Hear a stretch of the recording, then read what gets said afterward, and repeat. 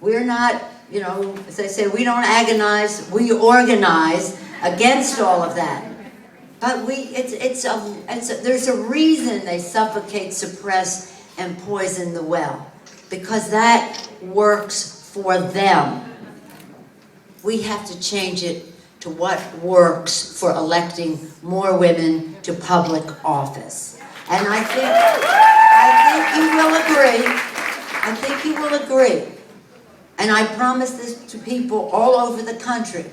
So help me keep my promise.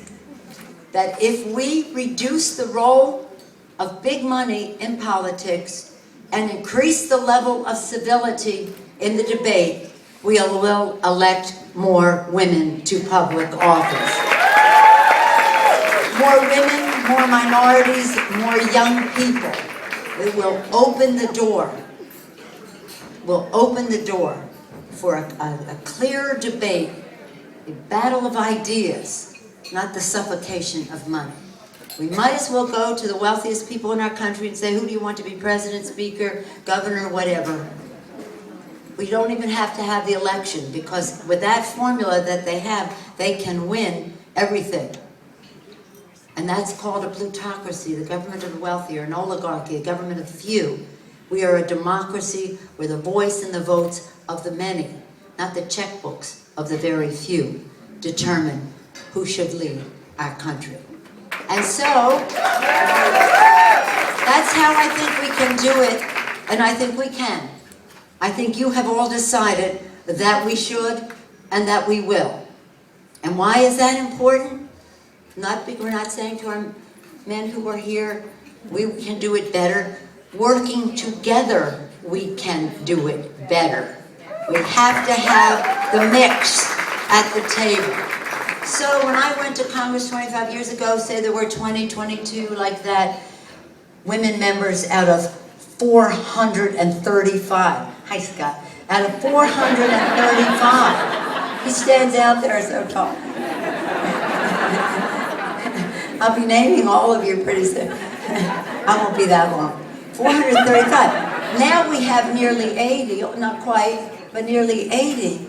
That's 25 years. We went from 24 to 80. It's going to take us another 200 years to get even close to being halfway there. That doesn't work for me. Does that work for you? I didn't think so. But think of this. The answer to almost every challenge that our country has is one and the same. The further empowerment of women. Women in leadership roles. Whether it's the national security of our country. Thank you. Where's Commander Dunning? That's why we're here. Zoe Dunning. Why should we say that women can only do this or that in the military? Maybe all women cannot be in combat. Maybe all men shouldn't be in combat. But we want women not to be excluded from those roles that would prevent them from getting to the top role. So in answer to better security for our country, more women in the leadership. How about our economy? How about our economy? A wise woman said recently at a summit I was at, do you think that if Lehman Brothers were Lehman sisters, this would have happened on Wall Street? We need 17 or 19 women are CEOs of Fortune 500 companies. 17 or 19, let's say under 20 of 500. Come on, we know that the talent is there. We just know also that if the talent is allowed to rise to the top, our economy is strengthened. Women are about growth in our economy. The answer to growing our economy, more women empowered to do their jobs. And then we talk about healthcare in our country. You talk about the academic community, any subject that you can name. And you talk about politics and government. I know for absolute certain that nothing is more wholesome for the politics and the government of our country than the involvement of more women in the leadership of politics and government in our country. So I thank you, Murray. So it's the same answer. Every challenge, the same remedy. More women in the leadership. So I think we have to make a decision. We competed in this environment. We've had some levels of success. But why should we accept an atmosphere and environment that is not conducive to the fullest participation? So we have to go out there, I don't want to get partisan here, and win. If I may be allowed to use that one word, and win, however you want to interpret that. We have to win.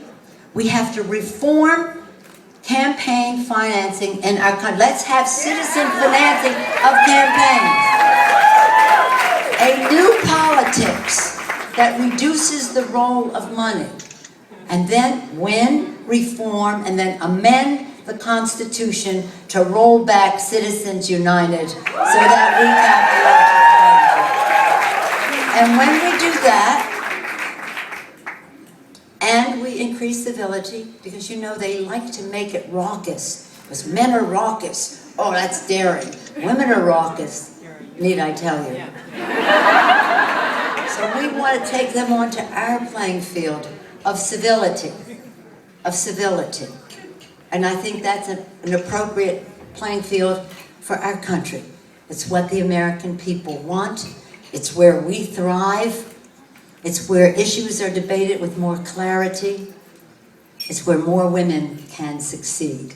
And more women will succeed because of Emerge. What a beautiful sight. You all are here gathered on the 10-year anniversary. I can't even imagine, Christine, that it's 10 years and we've been coming every year, and my, how the crowd has grown. And I'll just end on one word. It's really important.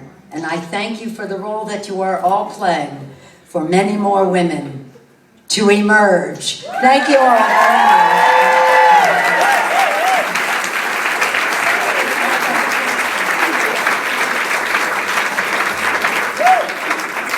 So we have a little something for you that we wanted to present, and it says, Nancy Pelosi, keynote speaker, the once and future Speaker of the U.S. House of Representatives.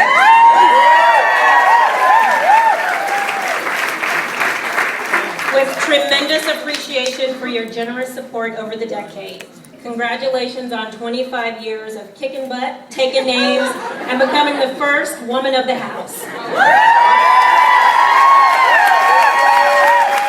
With love, Emerge California Board and Staff. And a little birdie told us that you have a soft spot for chocolate. So we have some chocolate to go along with it. All right.